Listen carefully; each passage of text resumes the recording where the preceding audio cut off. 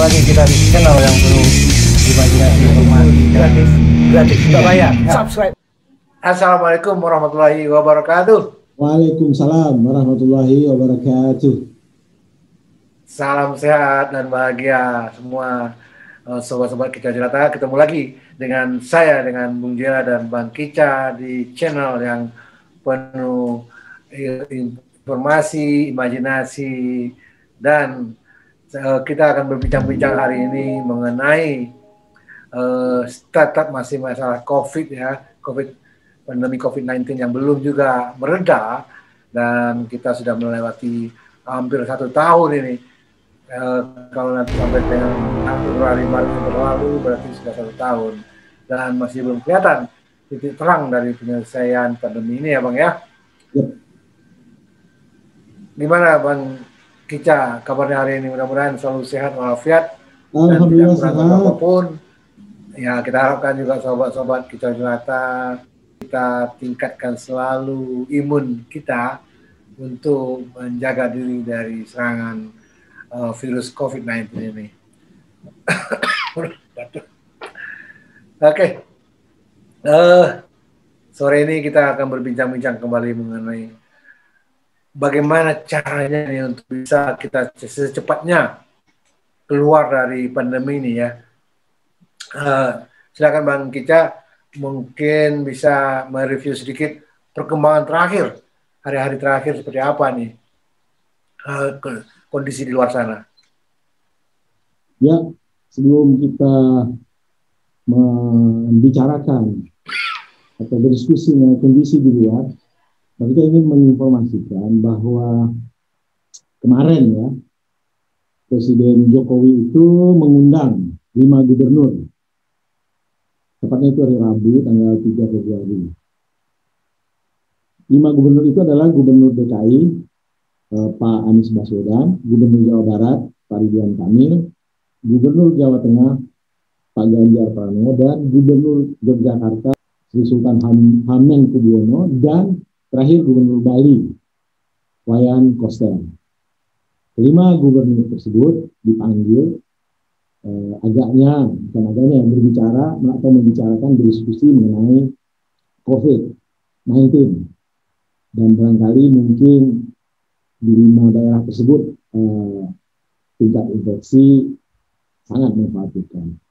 Yang menarik setelah pertemuan ada pernyataan dari Menteri Kesehatan yang baru.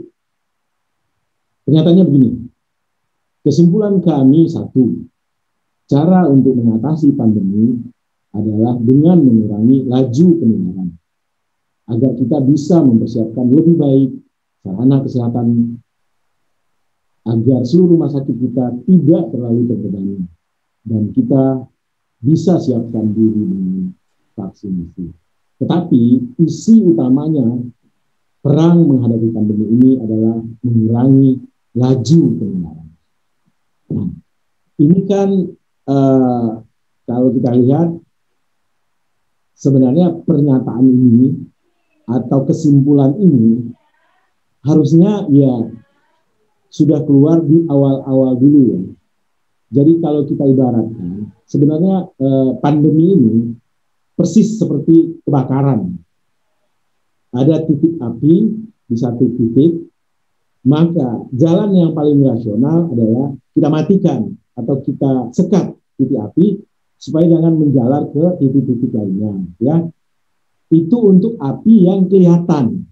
Begitulah strategi yang cerdas untuk menyekat agar api tidak berkembang. Apalagi untuk virus yang nggak kelihatan.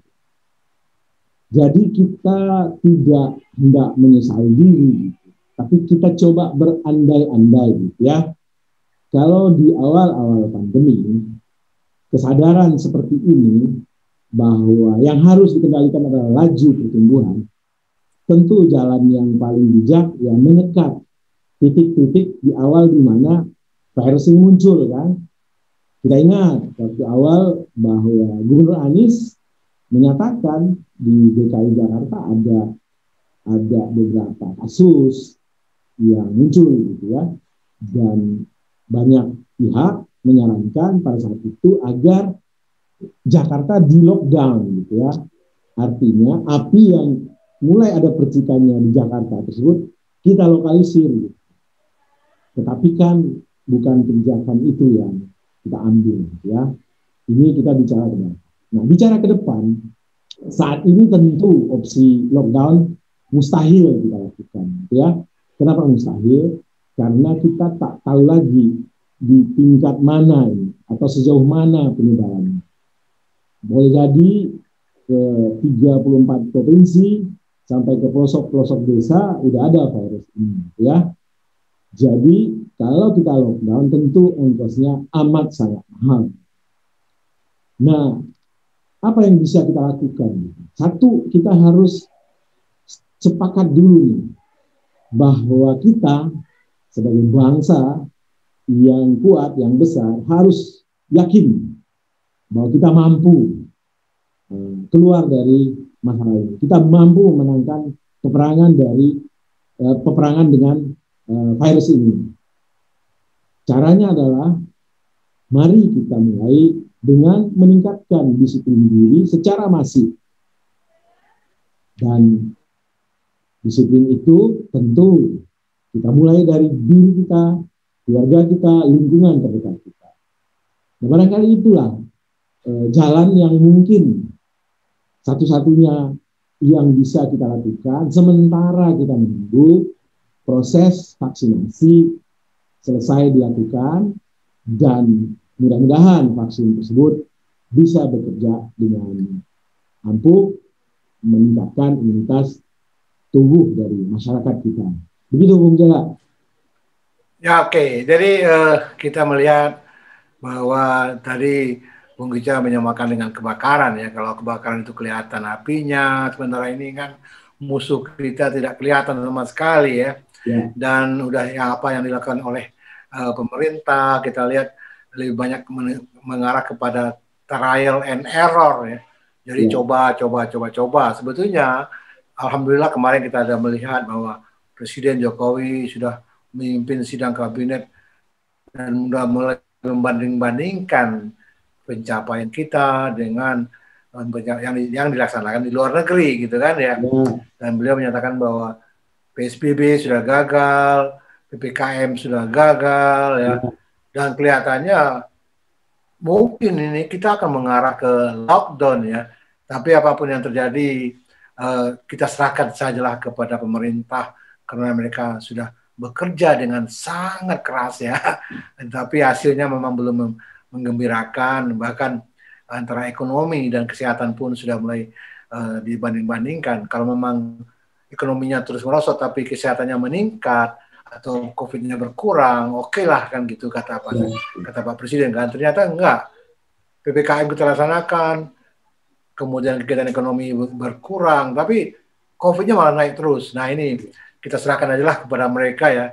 Tapi yang penting mari kita mulai dari lingkungan kita sendiri, yang lingkungan paling kecil, diri kita sendiri, yang gitu ya. Kemudian keluarga dan sebagainya. Dan kita lihat kemarin bahwa pemerintah akan lebih banyak melakukan tracing. Jadi, nah ini yang memang selama ini tidak dilaksanakan. Gimana Bang, menurut Abang mengenai tracing yang akan dilaksanakan oleh pemerintah ini? Jadi begini, kalau kita lihat pertumbuhan atau kita lihat grafik kita, statistik kita, itu kan bukan melandai ya, menaik, menurun sebentar naik lagi gitu ya. Jadi sepertinya ini masih akan panjang. Dan bagi kita punya indikasi yang sebenarnya ya mungkin teman-teman lain juga punya gitu. Kebetulan di rumah atau tempat tinggal Bang Gica ini dekat jalan yang menuju ke Rumah Sakit Cipto dan menuju ke dua kuburan ya. Nah sampai saat ini itu tiap sebentar Bang Gica mendengar bunyi sirine gitu. Dan itu ya tujuannya dua aja ke rumah sakit kalau enggak ke kuburan ya. Artinya ini kita bukan menakut-nakuti gitu, tapi beginilah keadaan. Dan perlu juga kita tahu dari beberapa teman yang kebetulan suksesor ya, kebetulan berhasil melawan COVID dan dinyatakan sehat, itu bukannya tanpa keluhan. Itu rata-rata Penyintas namanya itu, Bang. ya, rata-rata teman Bang Ica mengatakan bahwa dia mengalami sering lupa dan gampang lelah. Itu hampir semua teman yang survive dari COVID, artinya dinyatakan sudah negatif, sudah sehat gitu, itu mengalami gejala itu. Ada yang sudah 2-3 bulan dan sampai sekarang mengalami. Jadi artinya, mari kita jadikan bunyi sirine yang sering, ya kan, kemudian pengakuan atau pernyataan atau sharing dari teman-teman yang survive, yang sehat, bahwa sehat bukan berarti bisa kembali seperti semula. Ada gejala-gejala, ada ongkos yang harus dibayar, gampang lelah, gampang lupa gitu. Nah, ini kita jadikan sebagai pengingat agar kita lebih memantapkan diri bahwa kita memang harus benar-benar serius menghadapi ini. Caranya apa? Jangan berharap banyak. Pemerintah biarlah melakukan apa yang pemerintah lakukan. Tetapi yang paling utama sekarang, kita harus yakin bahwa kita lah yang bisa memprotek. Karena kontrol yang ada kan diri kita, keluarga kita, kerabat kita. Jadi mari kita tanamkan di hati kita bahwa musuh kita ini bukan musuh ecek-ecek, musuh yang luar biasa dahsyat, dan bukan hanya kita yang mengalami ini problem dunia, dan kita belum kaji lagi nih ada semacam varian-varian baru dari virus ini gitu. Kita boleh optimis dengan temuan-temuan vaksin, temuan-temuan metodologi pengobatan segala macam. Tapi satu hal yang kita harus ingat juga ada yang namanya hukum besi alam, bahwa yang namanya organisme itu, yang namanya makhluk itu punya cara juga untuk survive gitu. Selalu ada turunan-turunannya gitu ya.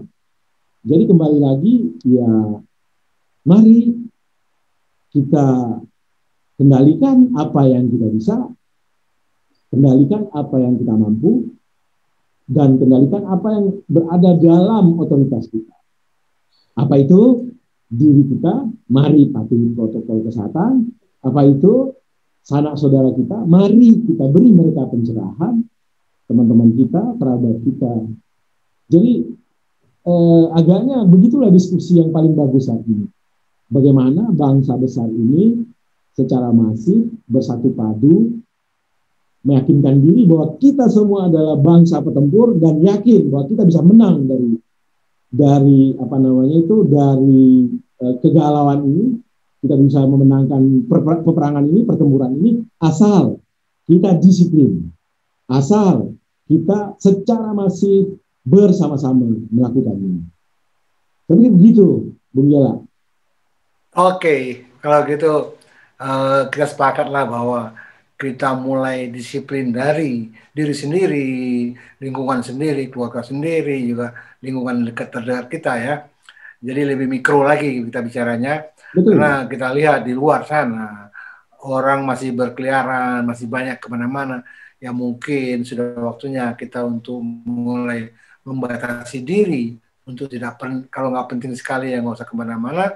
Yang kedua, pakai masker atau protokol kesehatan itu yang harus kita laksanakan dengan sebaik-baiknya.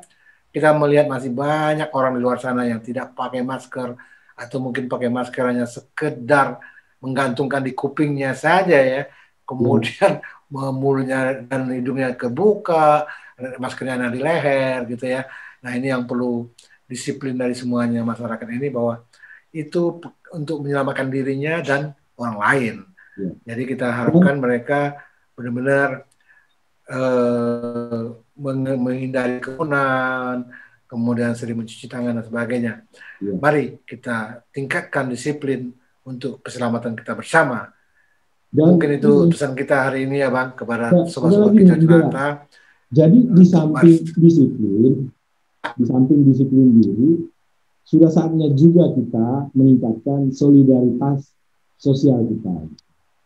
Bahwa kita tahu tidak semua dari kita ini punya pilihan untuk bisa stay at home ya, untuk bisa tidak melakukan kegiatan, ya kan?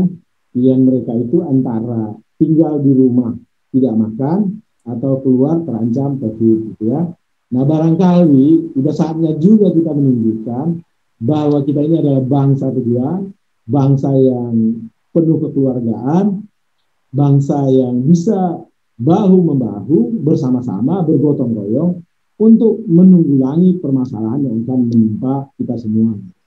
Jadi solidaritas sosial kita di lingkungan yang paling kecil harus kita tingkatkan dengan tetangga, dengan kerabat, dengan orang-orang sekampung. Mari mereka yang mampu membantu mereka yang tidak mampu. Tetapi pada dasarnya itu kita membantu diri kita sendiri. Karena tanpa kekompakan bersama, tanpa disiplin yang utuh secara bangsa bersama, mustahil kita bisa mengatasi atau memenangkan pertempuran. Jadi begitu, Bang Tiga. Disiplin dan solidaritas sosial. Itu, ya. Oke, jadi demikian Sobat Kicau Jelata. Si kicau kita hari ini, mari kita tingkatkan disiplin, kemudian solidaritas sesama warga bangsa, dan ingat bahwa kita adalah bangsa pejuang yang insya Allah pasti menang.